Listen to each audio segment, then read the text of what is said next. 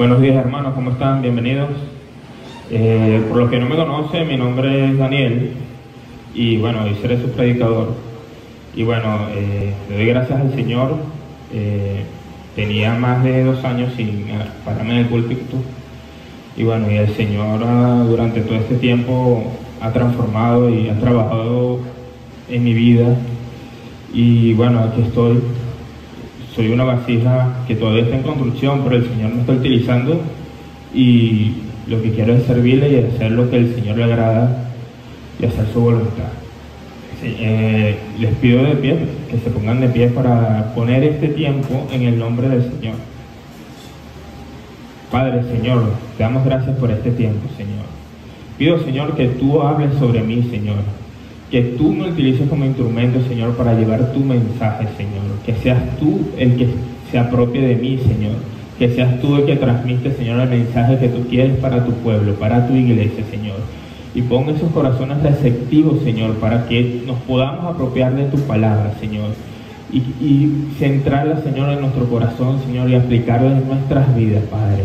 Pedimos que tú seas, Señor, el que nos guíe, Señor. Que tú seas la lámpara, Señor, a nuestros pies, Señor, para que nos guíen al camino, Señor. En este camino tan difícil, Señor, de esta vida, en este mundo tan difícil, Señor. Que tú puedas formarnos y ser luz para este mundo, Señor. Te lo pido, Dios, Señor, en el nombre de tu Hijo Jesús. Amén, amén. Bueno, hermanos, hoy continuamos con la serie de Juan, capítulo 6.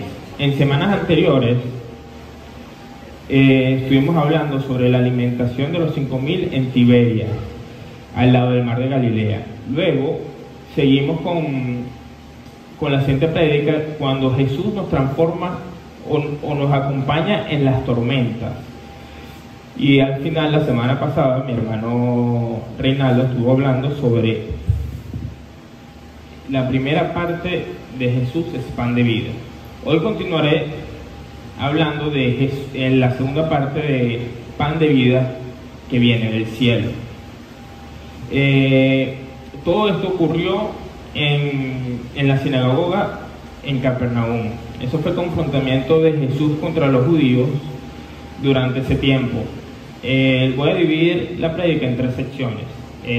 Si me pueden acompañar, pueden buscar en Juan 6, del 41 al 46. La primera sección que vamos a tocar es el Padre nos lleva al Hijo. En Juan 6, 41, 46, dice la palabra: murmuraban entonces de él los judíos, porque había dicho, yo soy el pan que descendió del cielo. Y decían, ¿no es este Jesús, el hijo de José, cuyo padre y madre que nosotros conocemos? ¿Cómo pues dice este, del cielo he descendido? Jesús respondió y le dijo, no murmuréis entre vosotros, escrito está en los profetas, y serán todos enseñados por Dios, así que todo aquel que oyó al Padre y aprendió de él, viene a mí, y no que alguno haya visto al Padre, sino aquel que vino de Dios, está visto el Padre. Aquí podemos observar la incredulidad de los judíos. Los judíos no permitían que no conocían o no entendían lo que el Señor decía. Habían 2 puntos específicos que les molestaban mucho a los judíos. El primero, que Jesús decía que Él era fuente de vida eterna. Y el segundo, que Jesús declaró que Él venía del cielo. Los judíos solamente conocían de Jesús la parte humana. A pesar que conocían su palabra, a pesar que conocían todo, solo conocían que Jesús era un Galileo, que su padre era José, y que conocían su padre y madre, y también que venían del pueblo menospreciado de Nazaret.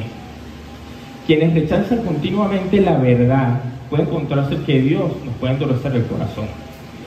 Por medio de parábolas, Jesús hizo más oscura la verdad para quienes se nieguen a creer en las enseñanzas. En Mateo 13, del 10 al 15 dice, entonces acercándose los discípulos le dijeron, ¿por qué le hablas por parábolas? Él respondió, les dijo, porque vosotros os es dado saber los ministerios del reino de los cielos, mas ellos no les es dado, porque cualquiera que tiene se le dará y tendrá más. Pero el que no tiene, aún lo que tiene le será quitado. Por eso le hablo en parábolas, porque viendo no ven y oyendo no oyen, ni entienden. De manera que se cumple en ellos la profecía de Isaías, que dijo: de oídos oiréis y no entenderéis, y viendo veréis y no os percibiréis, porque el corazón de este pueblo se ha engrosado, y con los ojos y con los oídos oyen pesadamente y han cerrado sus ojos. Entonces Jesús le responde: ninguno puede venir a mí si el Padre que me envió lo trajera.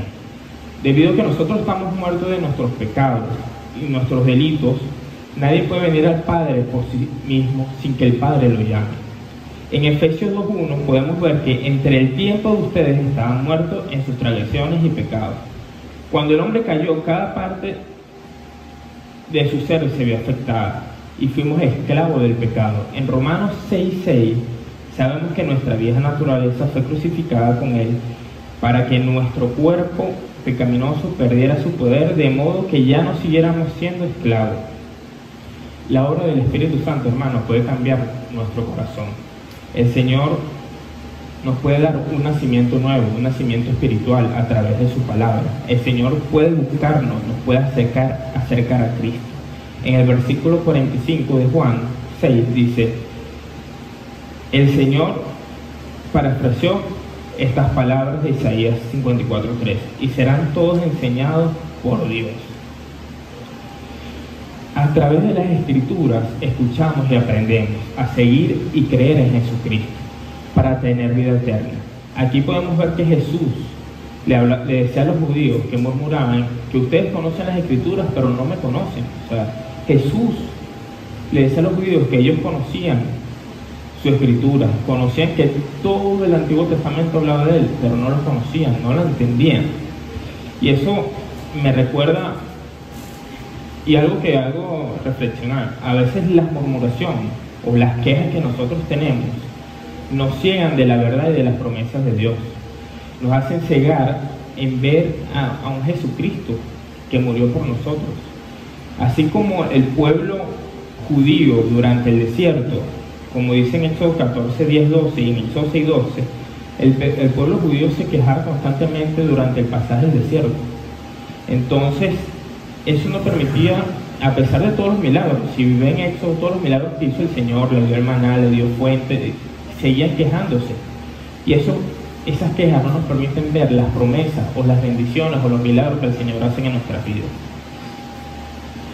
Y otro punto que yo veo aquí, a veces no entendemos, y yo estuve pensando por qué, y entendí que el Señor utiliza distintos instrumentos.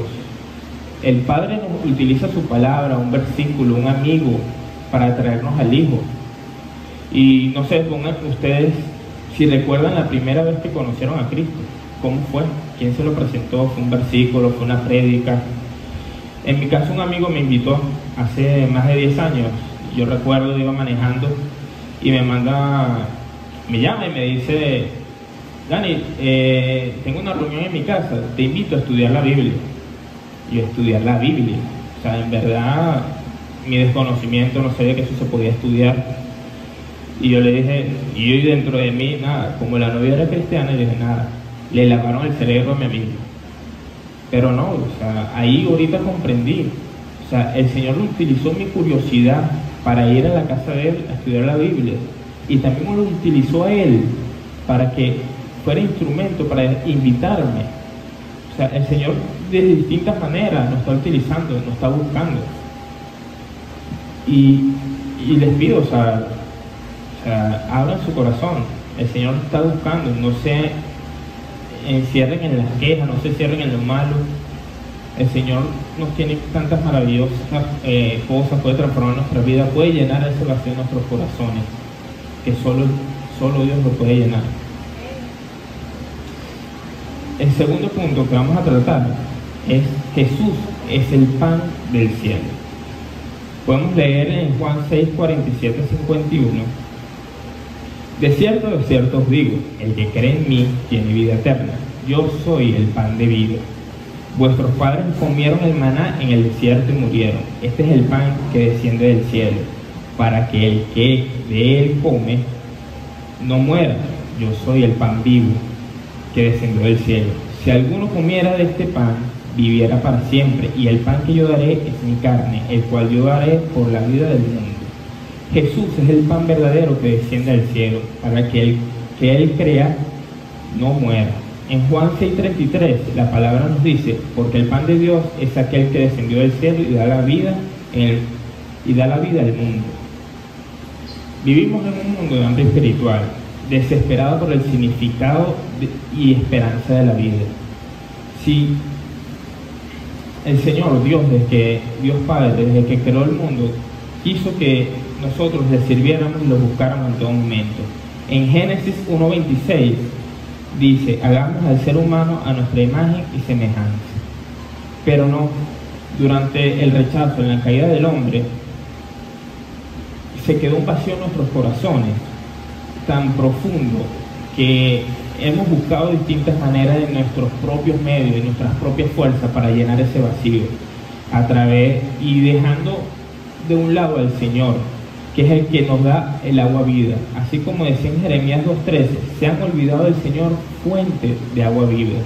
Nosotros a veces, por buscar en nuestras propias fuerzas, buscamos una paz, un amor que no conseguimos, que es distinto a lo que el Señor nos ofrece, un amor que solamente Él puede llenar este vacío. Mientras que en los judíos en el desierto, cuando ellos recibieron el maná, ese maná solamente era por un tiempo determinado, era un tiempo para alimentarse en el momento, no era un maná infinito, no era un maná que nos daba vida eterna, mientras que Jesús nos da el pan del cielo que nos da vida eterna. Jesús descendió del cielo para ir a la cruz por nuestros pecados, entregó allí su vida como un sacrificio por todos nosotros, por todos los que creen en Él. Aquí Jesús habla con esta metáfora de comer, y no era literal comer, era comer, habla de creer. Pero ¿por qué Jesús utilizaba la comida? ¿Por qué utilizaba Jesús esta metáfora de comer? Hay 5 puntos o 5 analogías por qué Jesús utilizó la comida, o lo que entendí por qué Jesús utilizó esta analogía más sencilla para que todos entendiéramos. Primero, la comida es inútil si no se come. Podemos hacer un banquete, pero si nadie come, la comida es inútil. Es igual, la palabra de Dios, leer las escrituras, es inútil si no nos apropiamos, si no las internalizamos en nuestro corazón. El segundo punto, comer es un impulso producido por hambre. A los que tienen hambre le dan ganas de comer. Cuando ustedes están full, ya no tenemos hambre. A veces muchas personas, o a veces nosotros, estamos saciados del pecado, que no nos interesa, estamos saciados del mundo, que no nos interesan las cosas espirituales. Pero hasta que Dios nos despierta de esa condición perdida, vamos a tener, y nos llama, vamos a tener ese hambre de perdón, ese hambre de esperanza, el hambre de paz, de tener paz, el hambre de tener tranquilidad en nuestras vidas. Y solo Dios puede hacer que cambie nuestros corazones de ese mundo perdido a un mundo espiritual, a tener esa hambre espiritual que nos dice la palabra. El tercer punto es: la comida hace parte de nosotros. Así como la comida, cuando nosotros comemos, está parte de nosotros, entra en nuestro organismo, agarramos todos sus nutrientes, así tiene que ser la palabra de Dios, así tiene que ser el creer en Jesucristo. Tenemos que apropiarnos. A veces vemos muchos versículos, prédicas, y entendemos y nos entristecemos en la muerte de Jesucristo, pero no nos apropiamos de la palabra, no nos apropiamos de la promesa que nos da Dios en su palabra. El cuarto punto, la cuarta analogía, comer requiere confianza. Nadie come algo que esté podrido, nadie come algo que esté dañado, nadie come algo que esté que no le guste.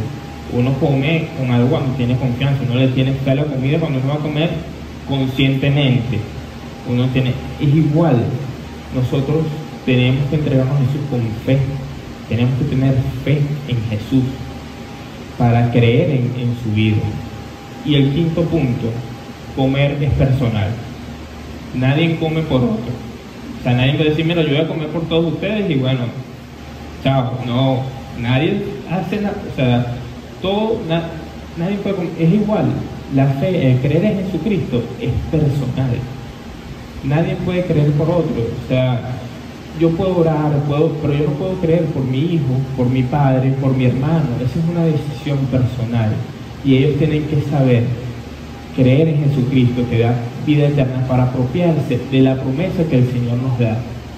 Podemos orar por otros, podemos utilizar, ser instrumento del Señor para atraer a otros, pero al final es una decisión personal y no podemos hacer más nada sino hacer lo que el Señor nos pide, la gran comisión, hablarle de Cristo, hablar del Evangelio a todas las personas, a los que amamos, a nuestro círculo de influencia, pero al final todo es una decisión personal de cada quien. El tercer punto son las promesas que dio el Señor.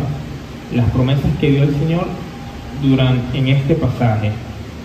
Podemos leer Juan del 53 al 58. Entonces los judíos contendían entre sí diciendo: ¿cómo puede éste darnos de comer su carne? Jesús le dijo: de cierto os digo, si no coméis la carne del Hijo del Hombre o bebéis la sangre, no tenéis vida en vosotros. El que come mi carne y bebe mi sangre tiene vida eterna, y yo lo resucitaré en el día postrero. Porque mi carne es verdadera comida y mi sangre es verdadera bebida. El que come mi carne, bebe mi sangre, en mí permanece y yo en él, como me envió mi Padre viviente. Y yo vivo por el Padre, asimismo que el que me come, él también vivirá por mí. Este es el pan que descendió del cielo, no como vosotros padres comieron el maná y murieron. El que come de este pan vivirá eternamente. Jesús las enseñanzas las decía en el capítulo, cada vez las decía más difíciles, las ponía más complejas de entender, y agregó el concepto de beber su sangre. En el Antiguo Testamento, beber su sangre era algo prohibido, y podemos ver en Levítico 17:10 al 14 qué significaba beber su sangre o comer una carne que tenía sangre para el Antiguo Testamento.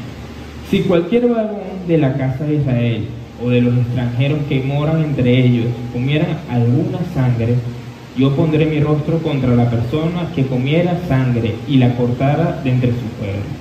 Porque la vida de la carne en la sangre está, y yo les he dado para hacer expiación sobre el altar por vuestras almas. Y la misma sangre hará expiación de las personas. Por tanto, he dicho a los hijos de Israel: ninguna persona de vosotros comerá sangre, ni el extranjero que mora entre vosotros comerá sangre. Y cualquier varón de los hijos de Israel o de los extranjeros que moran entre ellos, más cazaré animal, ave, que sea de comer, derramará su sangre y la cubrirá con la tierra. Porque la vida de toda carne es sangre, es su sangre. Por tanto, he dicho a los hijos de Israel: no comeréis la sangre de ninguna carne, porque la vida de toda carne en su sangre, cualquiera que la comiera será cortada.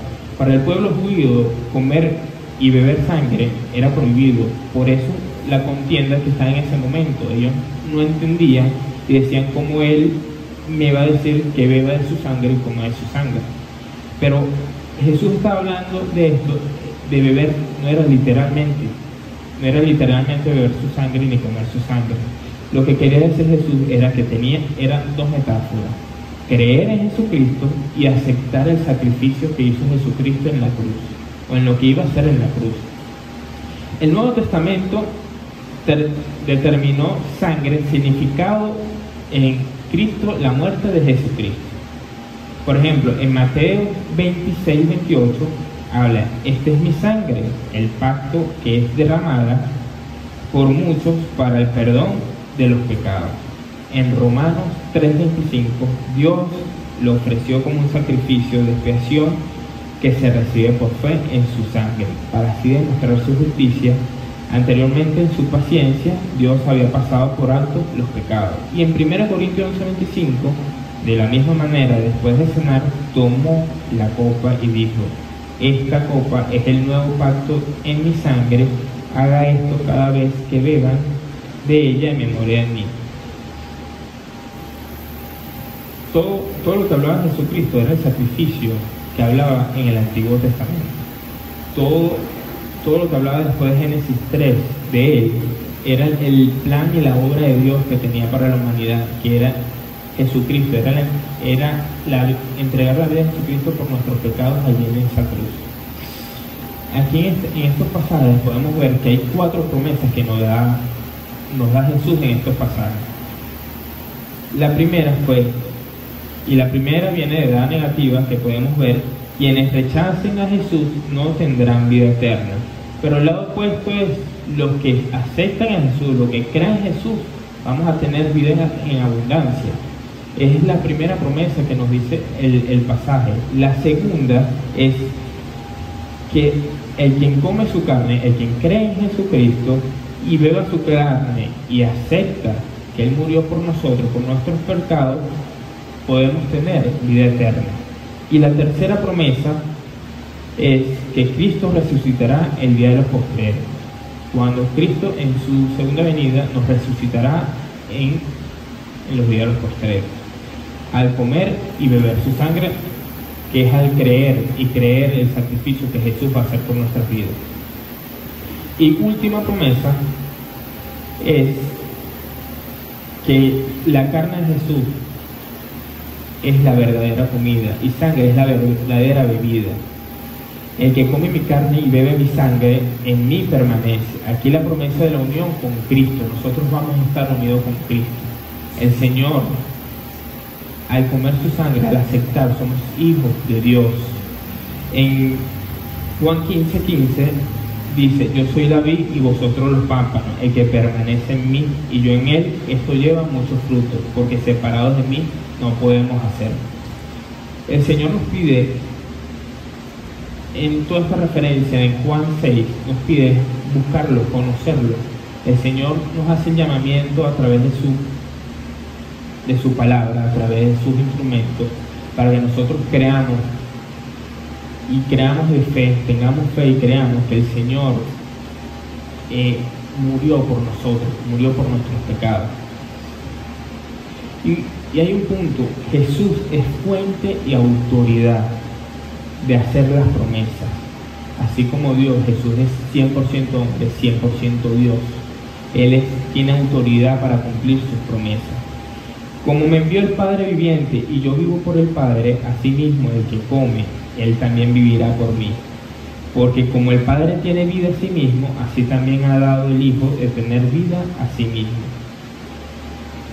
Por tanto, quien cree en Jesús vivirá por él. Y Jesús tiene vida en sí mismo, y los creyentes también tienen vida en Jesús. Todo este pasaje nos ilustra y nos habla de lo que el Señor iba a hacer en su sacrificio, lo que nos iba a dar luego de la instrucción de la Santa Cena. Nos hace referencia de esto, de que su sangre era un símbolo de vida y que iba a entregar su vida en él. También nos hablaba que él iba a hacer el sacrificio por nosotros, y solo necesitamos tener solo vida eterna y vida en abundancia, más nada. Solo el Señor es el camino y la verdad, el único camino y la verdad para que nosotros seamos salvos, para tener esa vida eterna, para tener las promesas que nos da la palabra. Es Jesús. El único camino al Padre es Jesús, es el único camino y la verdad. Nadie llega al Padre si no es por Él. El Señor nos está invitando en estos momentos, y ha sido corto, pero espero que le haya gustado, pero el Señor nos invita que tomemos una decisión. Tenemos una decisión que cambiará nuestras vidas. Si creemos que Jesús vino al cielo para dar su vida en redención por nuestros pecados y que Él es el sustento principal que necesitamos, podemos apropiarnos de las promesas que dio Jesús allí en la sinagoga de Capernaum a los judíos, tal como es la vida eterna y la resurrección en su segunda venida. Pero no solo eso, no nos quedemos solamente con creer en Jesús. Él también nos invita a conocerlo cada vez más, a buscar su palabra y a conocer más a Jesús. Si queremos conocer de Dios, queremos conocer de Jesucristo, tenemos que escudriñar las palabras y cada vez conocer de sus bendiciones, de sus promesas, de qué quiere para nosotros, para que nos santifique, para que seamos mejor personas cada vez, para que seamos más pacientes, porque tengamos paz, amor, porque tengamos esa hermandad que todo el Señor quiere en nuestro pueblo.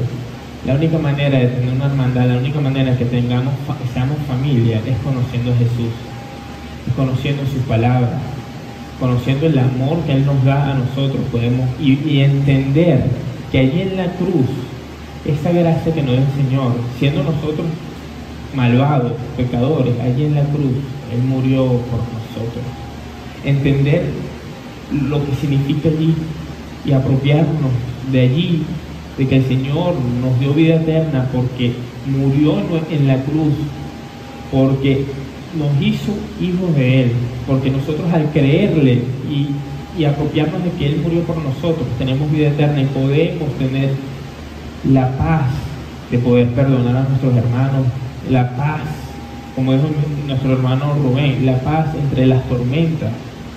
Es muy fácil, o sea, es difícil las tormentas cuando tengamos problemas, distintos problemas, cuando perdemos un trabajo, perdemos a un familiar o nos sentimos presionados. Es difícil pasar por todo ese proceso. El Señor no nos va a excluir o no nos va a sacar de las tormentas o no nos va a decir no vamos a vivir tormentas. No, el Señor solo nos va a acompañar en las tormentas y nos va a hacer sentir que no vamos a estar solos. Nos va a levantar cada vez que necesitamos levantarnos. Va a llorar con nosotros cuando estemos llorando. Va a estar alegre cuando superamos la tormenta y veamos atrás todo lo que el Señor transforma. Al final de cada tormenta hay una paz, una tranquilidad. Y qué bueno que cada quien, hermanos, cuando estén en problemas, estén en dificultades, se apropien de Dios, se apropien de Jesús, que Él lo acompañe Jesús en estas tormentas para que el Señor los levante y le dé fuerza cada día. Señor, los invito a orar, a levantarse.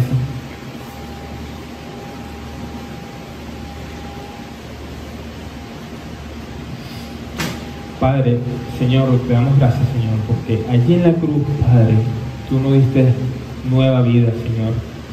Porque allí, Señor, diste a tu Hijo, Señor, para salvarnos, Señor, sin merecernos. Padre, invito, Señor, si hay una persona, Señor, que aún no conoce de ti, hay una persona, Señor, que alguien aquí, Señor, que te ha tocado, que tú lo has tocado, Señor, que tú lo has llamado, Señor, que tome la decisión, Señor, de creer, Señor, de creer en tu Hijo Jesucristo, Señor, que murió en la cruz, Señor, por sus pecados, Señor, para tener vida eterna, para tener una vida abundante, Señor, en Cristo, Señor. Padre, pido, Señor, que tú, Señor, nos levantes, que tú nos animes, Señor, cada día, Señor, a buscar tu palabra, a buscar de ti, Señor, y a conocer cada día, Señor, y ser más como tu Hijo Jesús, Señor. Te lo pedimos, Dios, Señor, en el nombre de tu Hijo Jesús, Señor. Y pido, Señor, voy a orar por las ofrendas, Señor, en el día de hoy. Y en 2 Corintios 9, 6, 7 dice: pero esto dijo, el que siembra escasamente, también segará escasamente. El que siembra generosamente, generosamente también segará. Cada uno de como propuso en su corazón, no con tristeza ni necesidad, porque Dios ama al dador alegre. Señor, te damos gracias, Señor, porque todo es tuyo, Señor. Todo lo que nos entrega es tuyo, Padre, Señor. Pido, Señor, que tú, Señor, bendigas estas ofrendas, Señor, y te damos gracias, Señor, por lo que nos das cada día, Señor, por toda tu bendición, Señor. Queremos ser buenos administradores, Señor. Te entregamos, Señor, una porción de todo lo que tú nos das, Señor. Bendícelo, Señor, en el nombre de tu Hijo Jesús. Amén. Gracias, hermanos.